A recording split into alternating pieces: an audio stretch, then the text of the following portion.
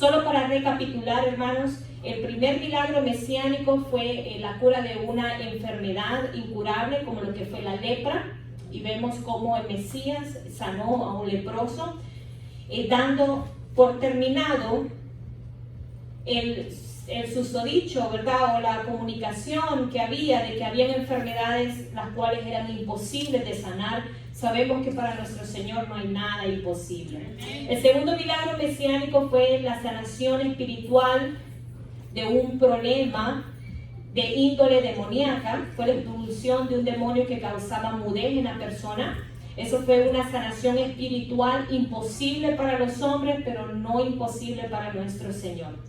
Ahora, hermanos, nos encontramos en lo que para los fariseos era ya una guerra de poder contra el Señor Jesucristo, quien cada día mostraba más pruebas de su identidad, no solamente como un profeta, sino como el Mesías prometido para toda la nación.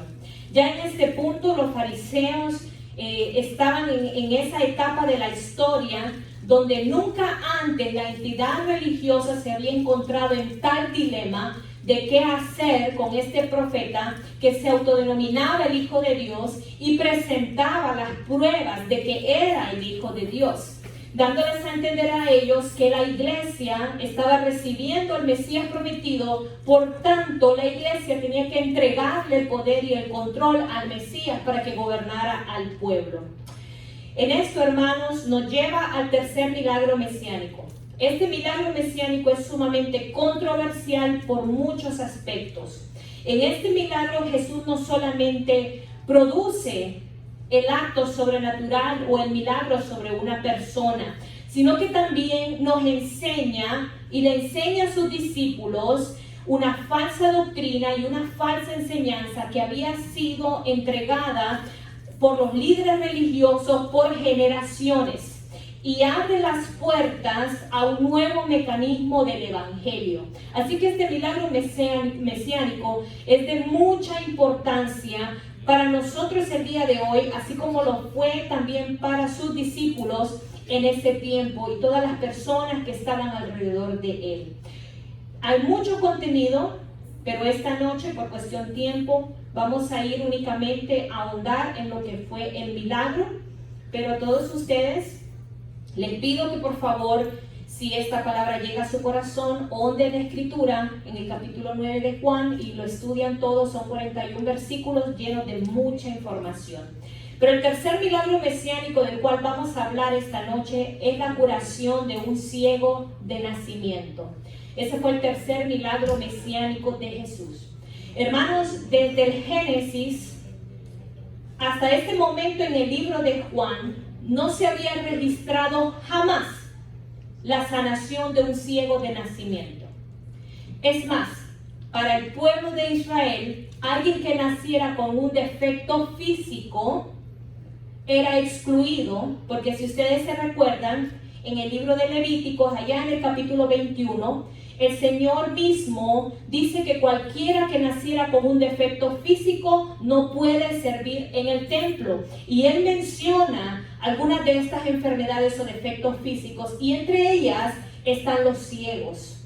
Por lo tanto, el pueblo, tomado desde Levítico, los fariseos, los estudiosos de la ley, cuando pusieron junto a la Torá y todas las leyes mosaicas y las leyes que ellos agregaron, para ellos toda la persona que tenía un defecto físico era muestra de un castigo de Dios. Por lo tanto, esas personas no podían ser parte activa de la sociedad, no podían ser parte activa del liderazgo, no podían ser parte activa del servicio a Jehová.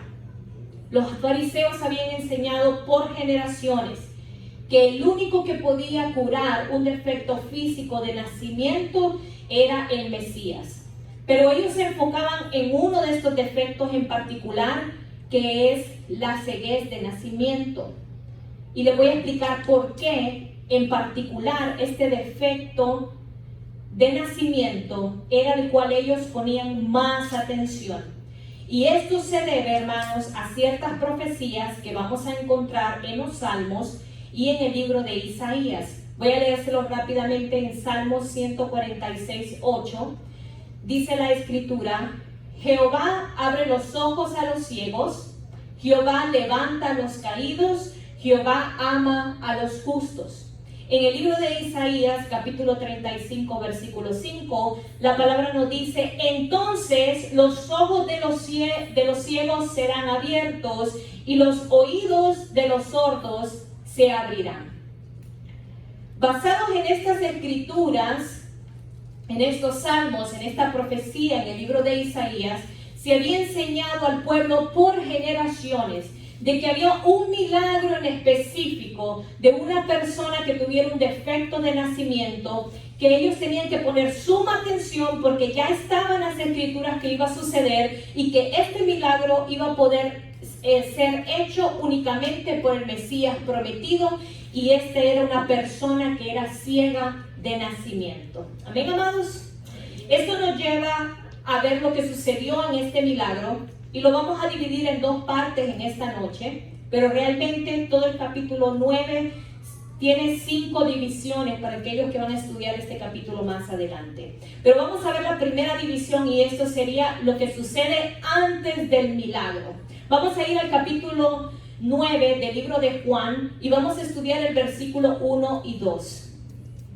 Y dice la palabra del Señor en Juan capítulo 9, versículo 1 y 2. Al pasar Jesús vio a un hombre ciego de nacimiento, y le preguntaron sus discípulos diciendo: Rabí, ¿quién pecó, este o sus padres, para que haya nacido ciego? Aquí vemos al Mesías en un día de reposo, en un sábado, caminando con sus discípulos. Posiblemente iban camino al templo o iban camino a alguno de los estanques, porque en ese momento, en ese tiempo, se estaba celebrando la fiesta de los tabernáculos. ¿Amén? Entonces la ciudad estaba sumamente concurrida. Iba el Mesías y de repente la vista de Jesús seguía a un hombre que está ciego. Y van sus discípulos y ellos observan que Jesús queda viendo a este ciego. Y ellos vienen y le hacen esta pregunta peculiar y le dicen: Rabí, maestro, ¿quién pecó? ¿Fue este o fueron sus padres? Observe esto. Los discípulos no estaban esperando un milagro. Los discípulos no estaban pidiendo un milagro. Aquí vemos un grupo de discípulos que quieren satisfacer una curiosidad común. Y por eso le preguntan al maestro y le dicen: maestro, ¿quién pecó? ¿Fue este o sus padres? Porque él está ciego. Ellos querían satisfacer el morbo interno. Ellos querían satisfacer su curiosidad de saber quién había pecado. Y le hacen esta pregunta a Jesús. A ellos se les había enseñado por generaciones que un defecto de nacimiento podía ser causado por 2 razones específicas. Y esta noche vamos a ahondar en esa pregunta que hicieron los discípulos, porque, amados hermanos, estamos en un tiempo donde usted y yo tenemos que manejar la palabra de Dios a un término más profundo, así como es nuestra relación. Miren la pregunta que ellos hacen. Le dicen: maestro, ¿quién pecó? ¿Fue este o sus padres? Las únicas 2 razones por las cuales alguien podía nacer con un defecto de nacimiento era por un castigo de Dios, por algo causado por sus padres o por algo causado por él mismo. Pero ahora, si pusieron atención a la pregunta, deben de tener la misma curiosidad que yo tuve por mucho tiempo. ¿Cómo pudo haber pecado alguien que no había nacido todavía? Porque él fue un ciego de nacimiento. Desde el momento que él nació, no fue que ahí se cayó y perdió la vista. No, él nació ciego, hermanos. Pero la pregunta que ellos le hacen a Jesús, bien cauteosa, por eso es que ellos tenían mucha curiosidad, y le dicen: maestro, ¿quién pecó, este o sus padres? Porque a ellos se les había enseñado por generaciones que las únicas 2 maneras en que podía haber un desperfecto físico en una persona era por un castigo de Dios, ya sea por pecado de los padres o generacional, o un pecado de la misma persona. Pero ¿qué pecado puede tener alguien que ni siquiera ha venido al mundo, hermanos? Para eso vamos a analizar un poco la escritura bíblica y vamos a entender por qué podría ser culpa de los padres primeramente. Vamos a ir al libro de Éxodo capítulo 20, versículo 5. Y nos dice la escritura: no te inclinarás a ellas ni las honrarás, porque yo soy Jehová tu Dios fuerte, celoso, que visito la maldad de los padres sobre los hijos hasta la tercera y cuarta generación de los que me aborrecen. Pudo haber sido castigo por culpa de algo que hicieron sus padres, porque la palabra en Éxodo manifiesta que el Señor visita la maldad de sus padres sobre sus generaciones. Amén. Y esto fue enseñado por generaciones, entonces ellos ya sabían que si alguien nacía con un desperfecto físico es porque algún pecado hicieron sus padres o sus generaciones y ahora estaban recibiendo un castigo de Jehová. Punto. Ahora, ¿por qué él mismo? Bueno, según las enseñanzas de los fariseos, desde el momento que un feto es concebido en el vientre de su madre hay dos inclinaciones. En hebreo son llamadas, una de ellas Yetzer Hara, que significa la inclinación al mal. Y también, según ellos, existe otra inclinación que se llama Yetzer Hatov, que es la inclinación a lo bueno. Según las enseñanzas judías, desde el momento que una mujer concebía en el vientre, el feto empezaba a pelear para apoderarse de una de estas inclinaciones. Entonces, si él tomaba la inclinación del mal, sin haber crecido, sin haber nacido, ya ellos daban por hecho de que ese feto, que ese niño iba a nacer con una inclinación al mal. Si ese feto peleaba y se apoderaba de la inclinación al bien, quería decir que en cuanto él naciera, ese ser humano iba a nacer con algo especial porque tenía una inclinación al bien y tenía más posibilidades de prosperar, de ser un líder, de ser un servidor o de ser una alta personalidad en la sociedad. Así es como ellos lo denominaban. Entonces, desde el momento que esta persona nace y ellos se dan cuenta que nace ciega, desde ese momento ese recién nacido es apuntado y visto por la sociedad como una persona inclinada al mal. Entonces, cuando los discípulos hacen esta pregunta a Jesús, ellos quieren llenar su curiosidad y ver: Señor, este mal, este castigo de Dios le vino porque Él tiene una inclinación maligna por la cual no tendrá derecho de entrar al reino de los cielos, o fueron sus padres los que pecaron y Él está pagando una culpa que no le corresponde. Miren qué tremendo, hermanos. Cuando Jesús mira aquella pregunta de sus discípulos, Jesús se da cuenta de un problema doctrinal, de una mala enseñanza que está carcomiendo a sus discípulos. El Señor está dando cuenta que aunque sus discípulos fueron escogidos, ministrados, enseñados por Él, caminaban con el Señor, ellos aún eran dominados por la creencia cultural en la cual habían crecido. Jesús se da cuenta que los rasgos familiares en los cuales sus discípulos habían crecido, las enseñanzas en la sinagoga, la enseñanza de los líderes, de los fariseos, era lo que estaba impregnado en las venas, en la sangre, en el cuerpo de sus discípulos. Y cuando él mira aquella pregunta, Jesús se llena de consternación y se ve la necesidad de corregir inmediatamente esta falsa enseñanza y esta falsa doctrina para poder liberar el potencial espiritual de sus discípulos. Y en ese momento vemos la escritura. Ahora vamos a continuar y vamos a entender muchas cosas en Juan capítulo 9. Ahora vamos a ver el versículo del 3 al 5. Y miren lo que respondió Jesucristo.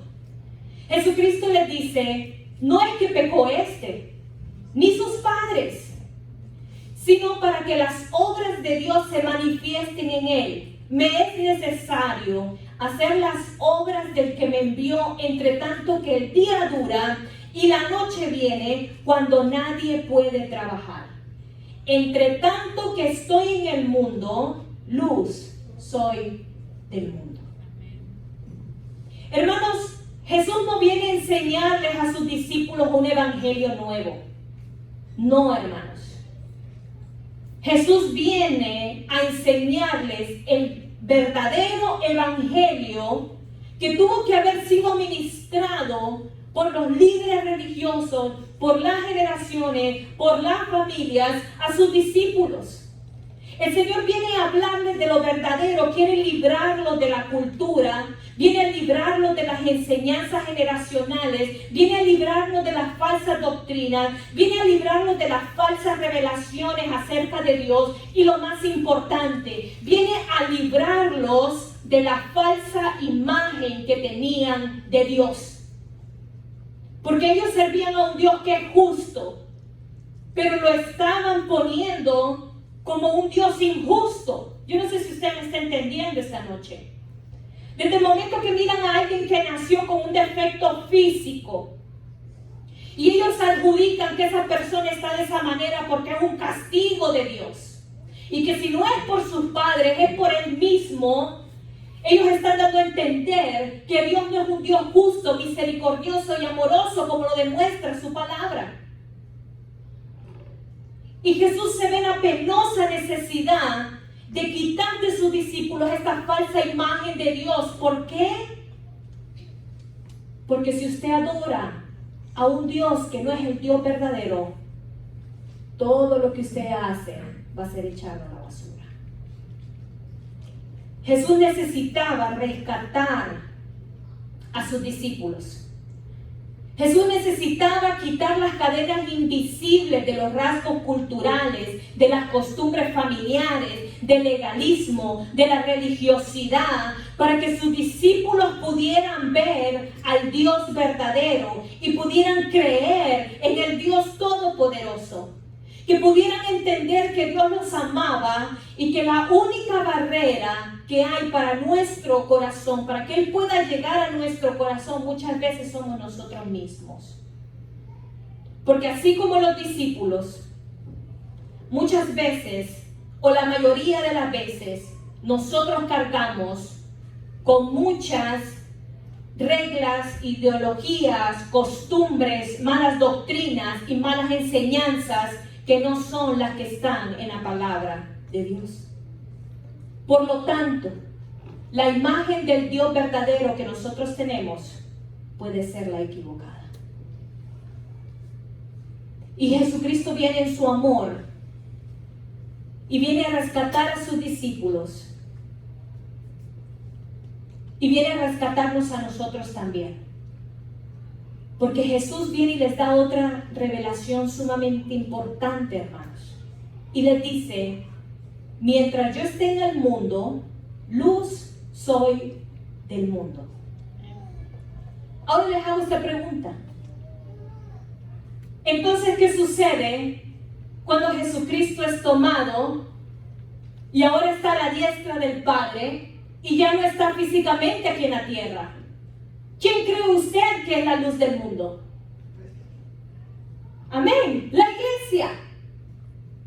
Y Él tenía que recalcárselo a sus discípulos. Y el Señor les está diciendo: mientras yo esté en el mundo, luz soy del mundo. Pero cuando yo ya no esté, ustedes serán la luz del mundo. ¿Y qué luz es la que ustedes van a dar si siguen caminando en tinieblas? Si están más ciegos que este pobre hombre, que lo están acusando, lo están discriminando, lo están poniendo a un lado. Ni siquiera están clamando por un milagro. Ustedes ya lo desecharon. Este hombre ya es desechado de la gracia de Dios. ¿Cómo van a hacer luz en medio de las tinieblas si ustedes son tiniebla misma? ¿Cómo van a hablar del Dios verdadero cuando la imagen de Dios que ustedes tienen está errónea y está equivocada? Hermanos, si te tengo más noticias. No solo los discípulos van a ser la luz del mundo, usted y yo somos la luz del mundo el día de hoy. Jesucristo nos llama coherederos del reino de los cielos juntamente con Cristo. Cristo se va a los cielos y dice: les envío mi Santo Espíritu para que ustedes continúen haciendo la labor que yo estaba haciendo, y cosas mayores ustedes harán. Cosas mayores, dice la palabra. Porque ahora ustedes son los encomendados a ser la luz del mundo, a llevar luz a aquellos que están en tinieblas. Pero dice Jesús: me es necesario quitar la tiniebla de tus ojos para que tú seas verdaderamente luz. Y esa es la enseñanza que Jesús viene a darnos a nosotros también. Usted y yo somos la luz del mundo. Hermanos, nosotros no somos ningunos marginados. Nosotros no somos ningunos no deseados. Nosotros no somos ningunos inútiles. Nosotros no somos ningunos bastardos. Nosotros no somos ningún error. Porque no nos querían tener y fuimos un error. No, hermanos. La palabra nos dice claramente que nosotros no somos una maldición. Nos dice que nosotros somos hijos deseados del Altísimo. La palabra nos dice que usted y yo somos la gran comisión, que usted y yo somos los llamados a ser la luz del mundo, que usted y yo no solo estamos poniendo un punto suspensivo a las personas que llegan a una iglesia, hermanos. Usted y yo tenemos una misión grande y poderosa aquí en la tierra. Pero el Señor dice, yo necesito iluminar los ojos de mis escogidos. Necesito arrancar estas cadenas invisibles que hay también en mis hijos. Los rasgos familiares, culturales, la religiosidad. Tal vez ya no adoramos santos, pero adoro otro tipo de santos. Tal vez decimos que adoramos al Dios verdadero, pero ¿estás adorando al Dios verdadero? ¿Cuál es la imagen que tienes de Dios? Muchas veces nosotros decimos, Dios me ha castigado, yo estoy viviendo un castigo de Dios. ¿Realmente estás viviendo un castigo de Dios? ¿Cuál es el Dios al cual tú estás sirviendo? Y esto es lo que Jesucristo viene y le dice a sus discípulos. Me es necesario enseñarles la doctrina verdadera, al Jesús verdadero, para que ustedes puedan caminar en la verdad. Y ¿saben qué, hermanos? Quiero que les muestren ustedes y que vean lo más hermoso de todo esto. Esta declaración de Jesús no solamente fue para sus discípulos. ¿Sabe quién estaba ahí? El ciego. Este hombre que había sido repudiado, maldecido, tirado a un lado por su familia, por sus amigos, por los líderes religiosos, por las sociedades del día de su nacimiento, hermanos. Una criatura inocente que en vez de abrazarla con amor y besarla y cuidarla, tenía muchas personas que no querían ni tocarlos. Porque le decían, este hombre ha nacido pecando a Jehová. Este hombre lleva consigo la maldición de sus padres. ¿Usted se imagina la relación con sus padres? Tal vez llevando toda una vida recriminándole a este pequeño, por tu culpa no nos dan trabajo, por tu culpa no nos miran bien en la iglesia, por tu culpa no podemos servir, porque piensan que nosotros hemos pecado. De seguro eras tú que ya traías una inclinación al mal y por eso naciste así. Pero ¿cómo lo va a saber la gente? ¿Ustedes se imaginan ese tipo de relación familiar? ¿Usted se imagina cómo fue la niñez de este pobre hombre? Expulsado, renegado, mirado de menos, depresivo. Nació y vivió y creció creyéndose ser una maldición, hermanos. A muchos de nosotros a veces nos pasa lo mismo. ¿A cuántos de nosotros, cuando éramos pequeños, no nos dijeron palabras tan dolientes y tan marcadas que todavía hemos llegado a adultos y esas cosas no se han podido borrar de nuestro ser? ¿A cuántos de nosotros no nos habrán dicho que fuimos un error? Que no fuimos hijos planeados. ¿Cuántos de nosotros tal vez ni siquiera crecimos con nuestros padres por muchas razones? ¿A cuántos de nosotros crecimos siendo comparados con nuestros hermanos? Comparados con los primos, comparados con los tíos, comparados con los hijos del vecino. ¿A cuántas veces de nosotros se nos discriminó porque nuestros padres perdieron grandes oportunidades porque tenían que cuidarnos? Nosotros hemos crecido también con cicatrices. Pero Jehová le habla a este ciego que está sentado ahí, y este ciego que ha crecido creyéndose ser una maldición, escucha a Jesús diciendo, tú no has pecado y tus padres tampoco. ¿Usted se imagina el impacto para la vida de este hombre diciendo, he crecido todos estos años en reproche, en abandono, en soledad, y yo escucho aquí a un hombre que me dice que todo lo que yo viví fue un error?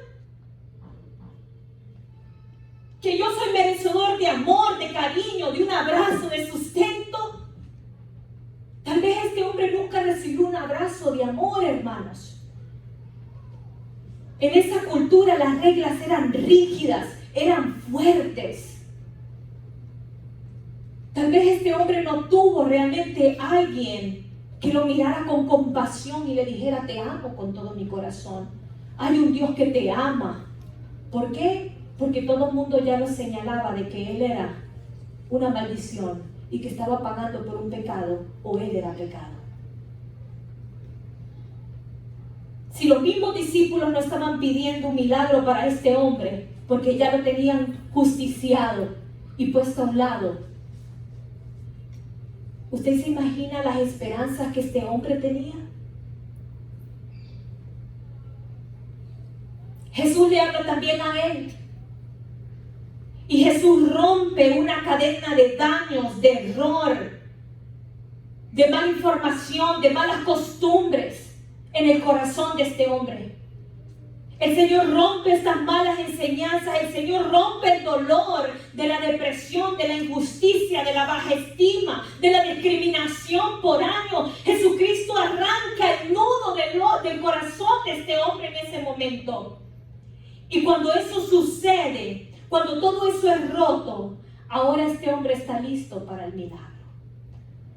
Cuando el Señor da enseñanza a sus discípulos y arranca ese error de sus mentes, sus discípulos están preparados para ver el milagro de Jehová. Hermanos, muchas veces el Señor va a tener que arrancar de tu mente, de tu corazón, raíces de amargura, falta de perdón, traumas de tu niñez, recuerdos que te hacen daño, menosprecios de tu familia. Tal vez te han apartado, te pusieron a un lado, te sientes que no sirves para nada, sientes que estás pagando un error y no sabes ni de quién ni por qué. Pero cuando Jesucristo venga y rompa eso de tu mente y de tu corazón, ahí es cuando tú estarás listo para tu milagro. Porque ahí sí, tú sabrás quién es el Dios verdadero. Y eso es lo que ocurre con este ciego. Y lo vemos en el versículo 6. Dicho esto, dice la palabra, cuando Jesús se manifestó y les da la revelación que ellos necesitan y rompe el Señor toda cadena, toda maldición generacional, toda mentira, toda trampa del enemigo, ahí es cuando, dicho esto, el Señor procede al milagro. Y dice la palabra que Él escupe en tierra y hace lodo con su saliva y lo unta en los ojos de aquel ciego y le dice: ve a lavarte en el estanque de Siloé, que traducido es enviado. Y este ciego fue y se lavó y regresó viendo. El Señor pudo haberlo sanado inmediatamente, hermanos. Pero ¿sabe qué pasa? Que cuando nosotros llevamos años en el error, años guardando rencores, años llevando raíces de amargura, y el Señor rompe ese proceso, nos es necesario dar unos cuantos pasos de fe. Y eso es lo que le sucedió a este hombre. El Señor le pone el barro en sus ojos y le da una orden de fe. Y le dice: si tú creíste en todo lo que yo te acabo de manifestar, y tú recibes de que tú no eres maldición y tú eres digno de ir al estanque de Siloé, camina en fe y ve a lavarte tus ojos y ahí recibirás tu milagro. Y es lo mismo lo que el Señor nos dice a nosotros esta noche. Si tú crees en la palabra de Dios, que Él te trajo a este mundo con propósitos eternos, maravillosos, grandes, preciosos, incomparables. No hay otro como tú en la faz de la tierra. Tu bendición es única, tu galardón es único, tu milagro es único, tu potencial es único, tus dones y talentos son únicos, especiales, especialmente hechos para ti. Dice el Señor: si tú lo crees, y tú estás dispuesto a botar todo ese pasado, todo eso erróneo que está en tu mente, en tu corazón, da estos pocos cuantos de fe y cree lo que yo te estoy diciendo y recibirás tu milagro. Este era un día de reposo, hermanos. Era un día sábado, pero no era un sábado cualquiera. Se estaba celebrando la fiesta la tercera fiesta judía y una de las más importantes. Venían personas de todas las ciudades a Jerusalén, porque ellos venían a reunirse para recordar la provisión de Dios en el desierto, pero también porque venían a esperar la profecía mesiánica del Salvador. Y estaban todas estas personas en Jerusalén. Y en el templo se hacía un ritual muy especial. Venían los sacerdotes desde el templo y bajaban con sus jarros y tenían que ir a un estanque en específico. Adivínenme cuál es. El estanque de Siloé. Y el ritual era que ellos bajaban desde el templo y venían haciendo un acto ritual con sus jarrones y venían al estanque a agarrar agua viva del estanque. Y después subían y estaban los músicos, los salmistas, y ahí había música, ahí había alegría, ahí había entusiasmo, porque simbolizaba cuando ellos iban con el agua viva hasta el templo que el Mesías prometido se levantaría y libraría al pueblo. Y ellos llevaban esta agua viva hacia el templo y la echaban en el lavacro del templo para hacer los holocaustos y los sacrificios de la fiesta de los tabernáculos. Pero no sabían la hora en la que ellos iban a ir al estanque de Siloé. Entonces las personas del pueblo y las personas que habían llegado a Jerusalén estaban pendientes alrededor del estanque de Siloé a ver en qué momento empezaban a sonar el shofar, en qué momento sonaban las trompetas, porque quería decir que los sacerdotes iban a bajar desde el templo y todas las personas se agrupaban en el estanque de Siloé para poder ver aquel acto solemne, maravilloso, y poder alabar y glorificar al Señor y recordarle a Dios su promesa del Mesías prometido. Y Jesucristo sabe que está dándose esta fiesta y sabe que va a ser el ritual del derramamiento del agua. Y el Señor le dice a este ciego: si tú crees lo que yo te estoy diciendo, siéntete digno, ve al estanque de Siloé y lávate tus ojos. Y él fue obediente. Y él sabía que no iba a ser fácil acceder al estanque de Siloé porque había mucha gente alrededor. Pero él llegó al estanque y se lavó sus ojos, y dice la palabra que en ese momento ese hombre recuperó la vista. Y usted se imagina el impacto de aquella gente que lo había visto por mucho tiempo mendigando en la puerta del templo. Y ven a este ciego por años de nacimiento que todos lo conocen porque es el que se tropieza en todos lados.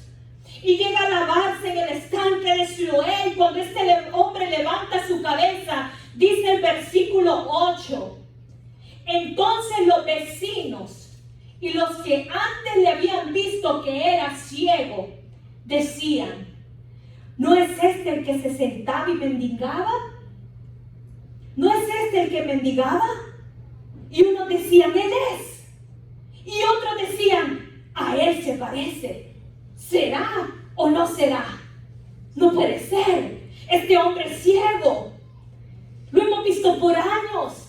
Es al que le hemos dado limosnas.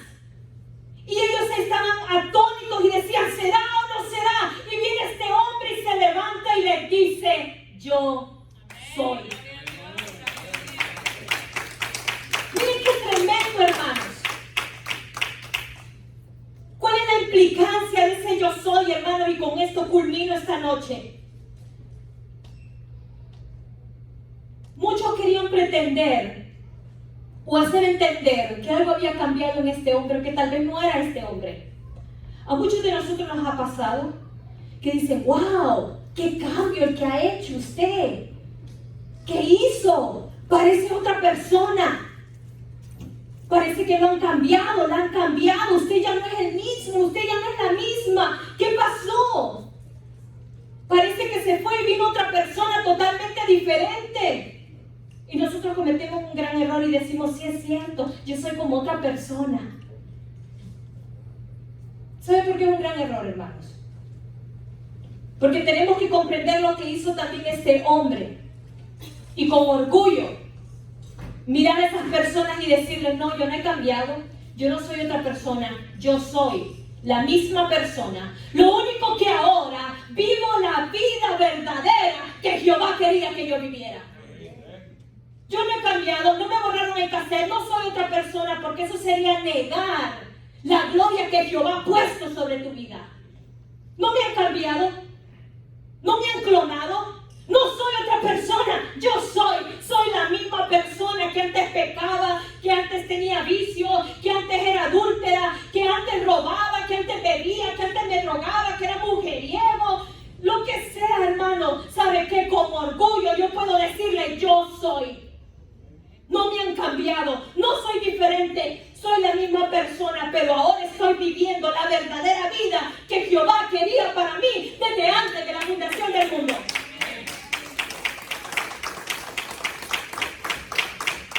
Que usted le pueda declarar al mundo, yo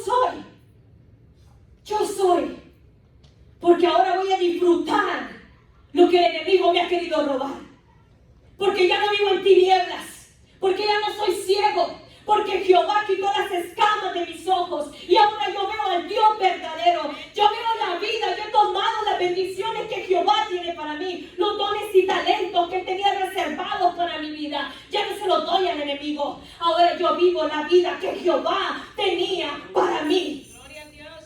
Amén. Porque yo soy la creación de Jehová. Amén. Yo soy aquel ser maravilloso por el cual Él dio su vida. Ese es usted. Esa soy yo. Así que no pida que el Señor los cambie. No. Su oración es, Señor, así como yo soy, tú me creaste. Pero en el nombre de Jesús, todo lo que el enemigo me ha quitado se me devuelve. Amén. Porque yo soy un hijo de Dios. Yo soy una hija de Dios. Y con los hijos de Dios nadie se mete.